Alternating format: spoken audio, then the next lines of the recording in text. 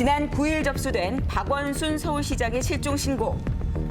그 배경으로 성추행 의혹 사건이 지목됐습니다. 서울청에 박원순 시장에 대한 보소장이 접수됐다 하는 것은 사실입니다. 박원순 서울시장이 사망한 가운데 피해자의 입장문이 발표됐는데요. 안전한 법정에서 그분을 향해 이러지 말라고 소리 지르고 싶었습니다. 법의 심판을 받고 인간적인 사과를 받고 싶었습니다. 기자회견 후 논란이 끊이질 않았습니다.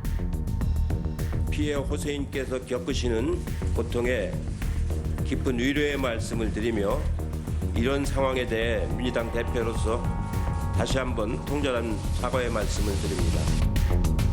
피해자를 향한 공격과 추가 폭로가 이어지는 가운데 이 서울시의 사건 은폐 의혹까지 이뤄는데요. 이어서 피해자 측의 2차 기자회견이 열렸습니다. 부서 이동을 하기 전에 17명, 부서 이동을 한 후에 3명, 더 책임 있는 사람에게 전달을 해야 하는 인사 담당, 가 포함이 되어 있었습니다. 그리고 아직 이 사건은 진행 중입니다. 교수님 정말 충격적인 사건입니다. 박원순 서울시장이 사망한 지 지금 2주가 넘었는데도 논란은 계속되고 있거든요. 이걸 어떻게 봐야 될까요? 글쎄 논란은 앞으로도 꽤 오랫동안 지속될 가능성이 있는 게 워낙에 이제 존경했던 분들이 많고 그러다 보니까 사실 이런 사건이 벌어지면 진짜 그런 거 맞느냐 이렇게 이제 의심도 하게 되고 궁금증 때문에 이제 질문을 하게 되잖아요. 그러다 보니까 지금 이 사건의 파장이 지금 2주가 지났는데 앞으로도 좀 더 계속되지 않을까 그런 생각은 듭니다. 그런데 이번 사건을 두고 다들 권력형 성범죄다 이렇게 이제 얘기를 하는데요. 권력을 악용해서 어찌 보면은 자신들의 욕망을 채웠다 이렇게 볼 수가 있는데 왜 일어나는 겁니까? 이런 범죄들? 크게 두 가지 유형이 있다고 알려지고 있는데요. 하나는 이제 자신의 파워를 과시할 목적으로 내가 이렇게 센 사람이야 이렇게 이제 하면서 성적인 괴롭힘을 하는 경우들도 있고요. 또 한 타입은 이제 내가 너무 이 과중한 업무로 위로가 필요하다, 내가 힘들다 이렇게 해가지고 위로의 대상으로 수하 사람에게 이제 어떤 서비스를 이제 요구하는데 문제는 그게 그 당사자 피해자 입장에서 보면 굉장히 괴로운 일일 수 있다는 거죠. 굉장히 괴로운데 사실은 대놓고 거절할 수가 없잖아요. 왜냐하면 위계나 위력이 나보다 훨씬 더 높기 때문에 경우에 따라서는 생사 여탈권을 모두 쥐고 있을 수도 있습니다. 그런데 이 권력형 성범죄 사건엔 또 하나의 공통점이 있습니다. 폐쇄적인 공간과 조직인데요. 서울시 비서실은 근무자가 검색되지 않는 데다가 발령 역시 공고를 따로 내지 않고 개별적인 연락과 면접을 통해 아름아름 뽑았다고 합니다. 연락이 오면은 이제 면접을 좀 보라라고 이제 연락이 오거든요. 그럴 때 이제 가서 저는 응했죠. 채용 과정 역시 외부에 밝히지 않았습니다.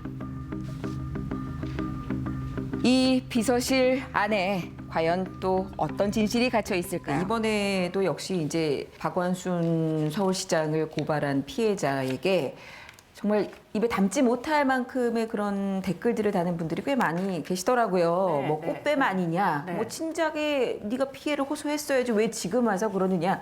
정말 용기를 낸 피해자 입장에서는 이게 2번 죽이는 일이 아닌가 이런 생각이 드는데 좀 우리들의 인식 개선이 이런 부분에서는 좀 시급히 좀 바뀌어야 되지 않나 이런 생각이 들어요. 네, 그렇습니다. 그런데 이제 우리가 이 피해자만 놓고 볼 때는 굉장히 이 피해자가 특이할 걸로 잘못 오인하는 수가 있는데요.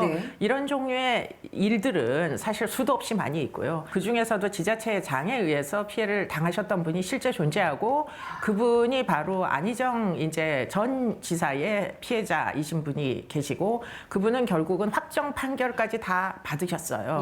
저희가 어렵게 이제 서면으로 질문을 드렸고 그 이제 질문들에 대해서 답변을 해 주셨는데요. 그 내용에 대해서 한번 살펴보도록 하시죠.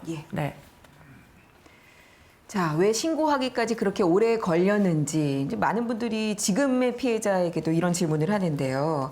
한번 제가 대신 읽어드리겠습니다. 조직은 폐쇄적이고 수직적이었어요. 대통령을 만든다는 대의 앞에 다른 일들은 작은 일로 치부됐어요. 조직 내 다른 성희롱과 물리적 폭력 등에 대해 어려움을 호소했을 때도 참아라, 견뎌라, 또 문제 제기를 해봤자 여자에게만 이제 꼬리표만 붙고 평판만 안 좋아지니까 조용히 있으라 이런 답이 돌아왔어요. 이런 분위기 속에 더 큰 권력자의 비위를 고발하는 건 어려운 일이었습니다. 가해자 한 사람과의 싸움이 아니라 그런 인식이 팽배한 조직, 또 일부 동료들과의 싸움이 될 거라는 생각이 들었어요. 그리고 이 생사 여탈권을 쥐고 있는 사람을 향한 신고였습니다. 제 잘못이 아닌데도 신고를 하면 제 직장이 없어질 거라는 두려움, 또 제 모든 커리어를 잃게 될 거라는 걱정도 들었어요. 그런 혼란과 두려움 속에 시간은 속절없이 금방 흘러갔습니다. 네, 때문에 피해 사실을 곧장 털어놓을 수가 없었군요. 피해 발굴을 하기가 어려운 게 지금 김지은 씨가 언급한 것처럼 피해 발굴을 하는 순간에 직장을 잃게 돼 있어요. 그러다 보니까 사실은 이야기하기가 매우 어렵고요. 이렇게 이제 그 피해 발굴을 하게 된다면 사실은 이 조직을 어떻게든 유지해야 되는 사람들 입장에서는 다 같이 마치 무엇인가 은폐한 듯한 이런 이제 뭐 잘못을 공유하는 듯한 이런 느낌이 있기 때문에 애시당초에 이런 사건이 없었으면 좋겠다. 이런 이제 생각들을 갖게 되고 그게 바로 묵인하고 방조하는 이유가 되기도 합니다. 믿었던 사람들의 배신, 2차 가해로 인한 고통. 지은 씨의 책에는 당시의 억울한 심정이 고스란히 담겨 있었습니다.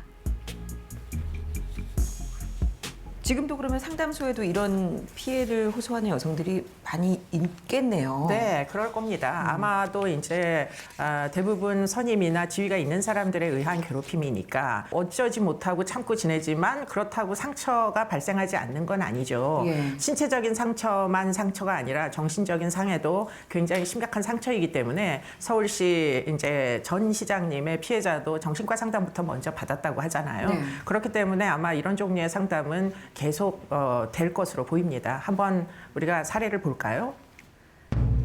지난 2015년 성추행을 당했다는 피해자. 안녕하세요. 교수가 그 공연 끝나고 뒤풀이 한 다음에 이제 집으로 가는 길에 저를 데려다 주겠다고 하면서 이제 차를 타게 된 거예요. 뒤에 타라고 막 조명을 하는데 이렇게 싫다고 말하기가 조금 힘든 상황이었어요. 그래서 이제 차에 뒷좌석에 탔고 그러다가 갑자기 이제 저 얼굴을 꽉 잡으면서 이렇게 옴짝달싹 못하게 하는 상황에서 이렇게 키스하려고 하고 강제로 하고 그다음에 몸도 다 만지고 이렇게 했어요. 갑작스러운 추행. 누구에게도 도움을 청할 수 없었습니다. 차가 달리고 있었고 힘으로 밀어붙였기 때문에 어떻게 할 수가 없었어요. 너무 당황스럽고 제가 달리는 차 안에서 뛰어내릴 수도 없었고 사건엔 증거도 증인도 없었습니다. 게다가 상대는 음악계에서 유명한 권위 있는 교수. 너무 무섭고 이거를 어떻게 해야 될지 제가 말을 해도 아무도 제 편을 안 들어줄 것 같았고 저만 매장시켜버리면 되지 그 사람의 편에 설 사람들이 더 많을 것 같다는 생각이 들었어요.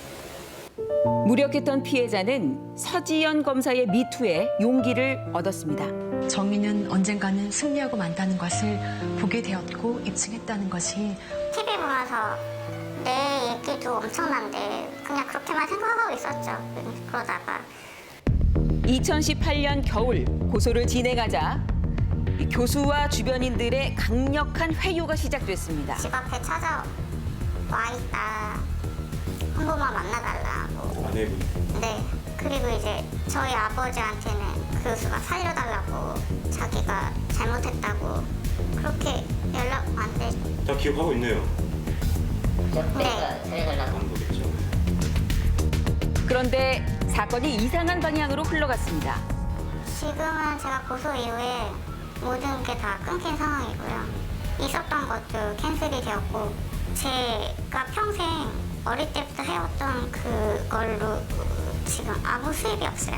그래서 지금 이렇게 뭐 아르바이트를 하면서 지내는데 너무 억울한 것 같아요. 제가 잘못한 건 하나도 없는데 왜 제가 이렇게 살아야 되는지 모르겠어요. 고소 이후 10개월, 교수의 위력은 흔들리지 않았습니다. 가해자들을 알려지는 걸 제일 두려워합니다.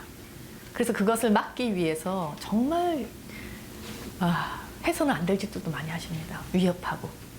심지어 이 사람과 친한 사람들이나 이 사람들이 의논을 했던 사람들조차 다 회유하고 주변 사람들의 그런 회피 내지는 또 반대로 이 사람을 비난하는 것, 정말 주변 사람들의 몰이해가 제일 저는 두렵고 고통스럽다고 생각합니다.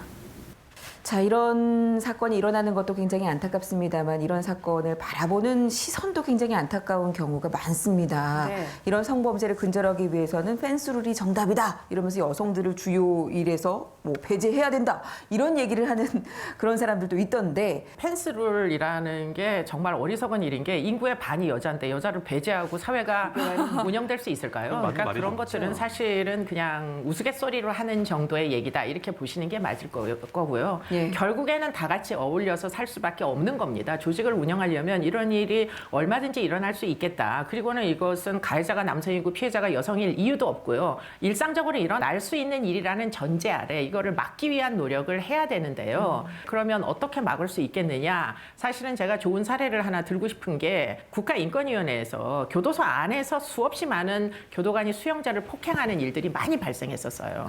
그런데 이제 그것이 지금은 근절이 됐습니다. 예. 그런 이유가 왜 그러냐면 수용자들에게 얼마든지 국가인권위원회에 신고만 하면 무조건 나가서 조사를 한 거예요. 근거가 있든 근거가 없든 제3의 기관이 감시를 하고 있다라는 사실만 교도관들이 인지하게 만드는 것으로 교도관들의 수용자에 대한 이유 없는 폭행은 중단된 것이죠. 그렇기 때문에 감시기구가 있느냐, 그리고는 감시기구에 누구나 너나 할 거 없이 피해를 당하면 신고할 수 있도록 자유롭게 신고 절차를 만들어 놨느냐, 네. 그게 사실은 가장 큰 예방의 방법이 될 것이다 이렇게 볼 수가 있겠습니다. 사람의 인생을 이렇게 송두리째 흔들어 놓을 수 있는 건데 그거 그냥 실수라고 생각하고 그럴 수도 있다고 생각하는 분위기가 이게 큰 죄라는 인식을 해야 그런 일이 더 좀 줄어들지 않을까 싶어요. 네, 하루빨리 피해자들 일상으로 복귀할 수 있었으면 좋겠고요. 그리고 무엇보다 사건의 전말이 빨리 밝혀졌으면 좋겠습니다. 네. 그런데 이런 뭐 사건 터질 때마다 성인지 감수성 얘기 매번 하는데 인식은 물론이고 제도적인 개선도 필요하잖아요. 예, 맞습니다. 그래서 여성가족부에서는 오늘과 내일 이틀 동안 서울시 현장 점검에 나선다 이렇게 밝혔는데요. 기존에 있던 이 성범죄 대응 매뉴얼을 좀 개선하려는 첫걸음이긴 한데, 자, 이번 기회를 통해서 좀 더 강력하고 공정한 대응책이 마련해지길 저희도 기대해 보도록 하겠습니다. 네, 이승현 아나운서 오늘 소식 고맙습니다.